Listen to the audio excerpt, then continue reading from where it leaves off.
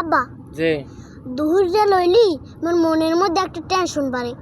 তুই লিলি মনের মধ্যে টেনশন বাড়ি কে কি লিগে আব্বা কে ভাতের লগে কে ভাতের লেগে কে মুখ করে ভাত রাঁধে না আব্বা ভাত খাইলে বেশিরভাগই আলু ভর্তা দিয়ে আল ডাল দিয়ে আর ওই শাক দিয়ে খাওয়া লাগে। তুমি মাছ টাছ আনতে তো ভুললেই গেছো। মাছ আনতে ভুললি গেছি এই হয় মাছ কি সবসময় কিনে খাওয়া যায় বাবা? এখন যে মাছের যে দাম, এখন মোরদার তো এরকম টাকা নেই, এখন বর্ষাকাল না, এখন তো মাছের লেগে মাছ কিনবো কি দিয়ে? মোরদার তো টাকা পয়সা নাই পকেটে।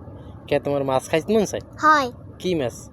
আব্বা যে তোমার দার যে সারাদিন কই আব্বু মাছানি নেও এই তোমার দার যে কই হেই মাছ ইলিশ মাছ? হয় ইলিশ মাছ? হয় আরে আব্বা, ইলিশ মাছের যেটা কাল কম দামি এটাও তো 1200-1300 বা 1500 টাকা কেজি। হেই খামু কেম? হেই কি মোরা খাইতে বাবা?